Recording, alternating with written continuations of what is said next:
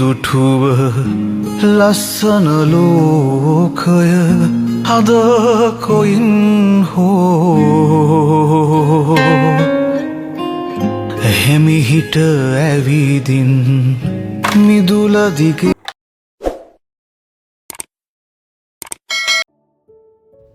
Hello guys, welcome to my YouTube channel. කොහොමද ඔයාලා හොඳින් ඉන්නව නේද? ඉතින් මම අද අරන් ආවේ ඩේ vlog එකක් නෙමෙයි. ජිම් යන්න නැති දවසට මගේ self care routine එක. ඇත්තටම මම මේක සතියේ දෙපාරක් use කරනවා අනිවාර්යෙන්ම. මොකද මට මේකේ result තියෙන නිසා. ඉතින් ඔයාලත් වීඩියෝ එක දිගටම බලන්න. මම අද මොනවාද කරන්නේ මොනවාද වෙන්නේ කියලා. අමතක නොකර මාව subscribe කරලා නැත්නම් subscribe කරන්න. හරි, අපි දැන් යමු වීඩියෝ එකට. මම මේ උදේම wash එකකුත් දාගෙන මේ කරන්නේ මගේ mirror එක clean කරන එක. හැමදාම මම මගේ mirror එක clean කරනවා. මොකද මම මාව ලස්සනට දකින්නේ මේ mirror එකෙන්නේ. ඒ නිසා මං ආස නෑ mirror එකේ කුණු දුවිලි තියනවට. ඒ නිසා ඉතින් මගේ මුල්ම රාජකාරිය ඕක clean කරන එක. යාළුවනේ, ඔයාලට කියන්න මට මේ දවස්වල මාරම මල් පිස්සුවක් ගහලා තියෙනවා. කොහේ හරි මම එළියට ගියොත් අනිවාර්යයෙන්ම මල් අරන් එනවා. මං ඉතින් ඔය වීඩියෝ එක කරන්න කලින් දවසෙත් ෂොප් එකකට ගිහිල්ලා මල් ගත්තා. හැබැයි ඒ ෂොප් එකේ තිබුණේ ওই මල් ටික විතරයි. මං ඉතින් ඒක උස්සගෙන ආවා. ඔයාලම බලන්නකෝ මගේ මල් වාස් එකේ මල් ටික ලස්සනයිද කියලා.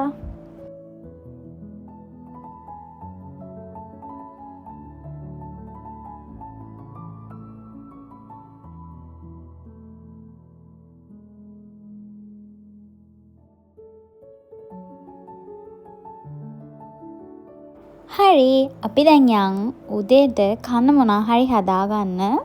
අද ඉතින් self care නිසා මම හිතුවා උදේට healthy breakfast එකක් හදාගන්නවා කියලා. අද ඉතින් මං හදන්නේ egg sandwich. ජිම් යන කෙනෙක්ට නම් මේක උදේට කන්න මාරු.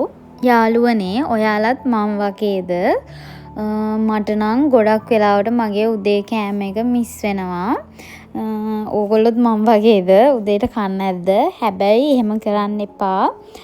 අපේ ශරීරයට උදේ මේ කෑම එක ඉතාමත් වැදගත්. ඒ හින්දා ඔයාගේ කෑම එක ස්කිප් කරනවා නම්, මේ කියන්නේ උදේ කෑම එක ස්කිප් කරනවා නම් එහෙම කරන්න එපා. උදේට මොනවා හරි පෝෂ්‍යදායී දෙයක් ගන්න. මමත් ඉතින් try කරනවා හැමදාම උදේට මොනවා හරි පෝෂ්‍යදායී දෙයක් ගන්නවා කියලා. ඔයාලත් මම මේ හදන සෑන්ඩ්විච් එක එකපාරක් try කරලා බලන්නකෝ. sure ඔයා ආයෙමත් මේවා හදාගෙන කනවා. මොකද ඒ තරමට මේක රසයි. මමත් වීඩියෝ එකකින් දැකලා තමයි මේක හැදුවේ. හැබැයි ඒක මාරම රසයි. මං අර නිකම් ස්ක්‍රැම්බල් කරලා එහෙම බිත්තර කන්න කැමති නෑ. ඒ වෙනුවට මේ වගේ දෙයක් එක බිත්තර කන්න පුළුවන්. ජිම් යන කෙනෙක්ට නම් ගොඩක් වාසි මේ වගේ උදේට මේ වගේ දෙයක් හදාගන්න පුළුවන් නිසා. අනික මේක ඉක්මනට ලේසියෙන් හදාගන්න පුළුවන්. විනාඩි 10ක් වගේ යන්නේ. ඔයගොල්ලෝ try කරලා බලන්න.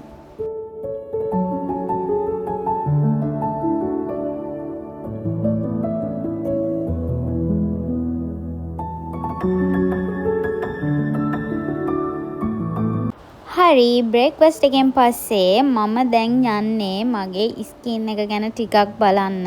මං ඉතින් හදන්නේ ගෙදරදිම ෆේස් පැක් එකක් දාන්න. මම පාවිච්චි කරන්නේ ගෙදරදි හදාගන්න පුළුවන් හරිම සිම්පල් ඒ වගේම නැචරල් ෆේස් පැක් එකක්. මේකට මම ගත්තේ කස්තුරිකා රෝස් වෝටර් මීපැණි අවශ්‍ය නැහැ. මම ගෙදර තිබුණ නිසා මීපැණි ගත්තා. ඔයාලට ලේසියෙන්ම මේවා වෙද කඩෙන් ගන්න පුළුවන්. එච්චර ගාණක් වෙන්නෙත් නෑ. මට ඔක්කොටම ගියේ මීපැණි නැතුව රෝස් වෝටර් එකටයි කස්තුරිකා එකටයි ගියේ රුපියල් 300 ගාණක් 400 ගාණක් අතර. මට හරියට මතක නැහැ. ඔයාලා දන්නවද කස්තුරිකා වලින් අපේ මූණේ තියෙන ලප කැලල් වගේම පිග්මන්ටේෂන් ඒ වගේ දේවල් අඩු කරලා නැචරල් ග්ලෝ එකක් දෙනවා. රෝස් වෝටර් වලින් ස්කින් එක හොඳට හයිඩ්‍රේට් කරලා ෆ්‍රෙෂ් ගතියක් දෙනවා. මේ පැණි වලින් මූණ සොෆ්ට් කරලා මොයිස්චරයිස් කරනවා. ඉතින් ඔයාලට මේ ෆේස් පැක් එක මූණේ ඇප්ලයි කරන්න බය වෙන දෙයක් නැහැ. මේක ස්වභාවික ෆේස් පැක් එකක්. හරි අපි ෆේස් පැක් එක හදාගමු. මුලින්ම කස්තුරි කහ ඔයාට ඔයාගේ ෆේස් එකට ඇති වෙන ප්‍රමාණයට දාගන්න. ඊට පස්සේ මී පැණි රෝස් වෝටර් දාලා හොඳට මික්ස් කරන්න. ඔයාට පැක් එක ඝනයි වගේ නම් තව රෝස් වෝටර් ටිකක් හරි වතුර ටිකක් හරි එකතු කරගන්න පුළුවන්. ඔයා මුලින්ම පරණ ඇඳුමක් දාගන්න. මොකද මම වගේ මෝඩ වැඩ කරන්න එපා. මේ පැක් එක හැමතැනම ගෑවෙනවා. ඒ නිසා මුලින් පරණ ඇඳුමක් දාගෙන ඊට පස්සේ ෆේස් පැක් එක මූණේ ඇප්ලයි කරන්න කලින් අතේ චුට්ටක් ගාලා බලන්න.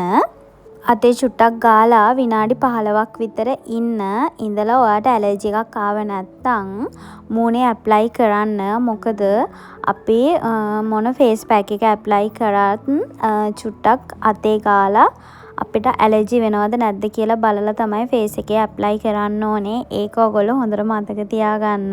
ඔයා පැක් එක මූණ පුරාම එක හා සමානව ඇප්ලයි කරගන්න. ඇස් වටේ ගන්න එපා. ඔයාලා මේක විනාඩි 15ක් 20ක් වේලෙනකන් තියලා සෝදලා අරින්න. මේ මගේ පැක් එක විනාඩි 15කට 20කට පස්සේ හොඳට මම මූණ ක්ලීන් කරගෙන ඊට පස්සේ මම කරන්න යන්නේ අයිස් මසාජ් එකක්. මගේ රූටින් එකේ මං ආසම පාර්ට් එකක් තමයි අයිස් මසාජ් එක. ඔයාලා දන්නවද මේ අයිස් මසාජ් එකෙන් අපේ මූණට ලැබෙන වාසි ගොඩක් තියෙනවා. කුරුලෑ ඕපන් පෝසස් වගේ දේවල් අඩු වෙනවා.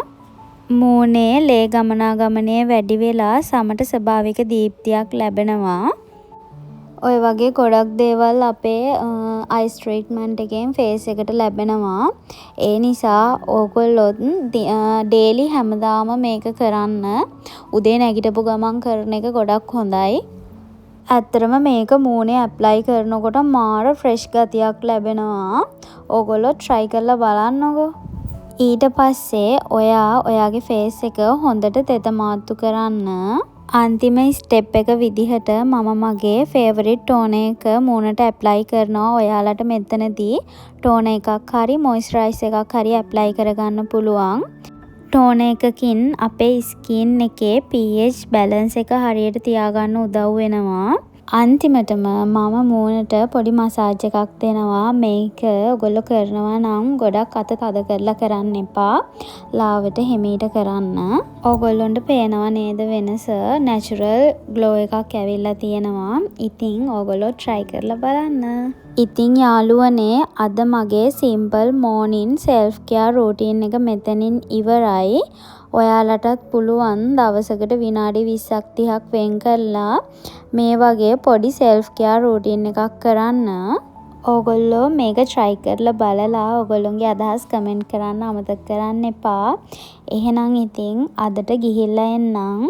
ඊළඟ වීඩියෝ එකකින් හම්බෙමු. එතකන් හැමෝම සතුටින් පරිස්සමෙන් ඉන්න. bye.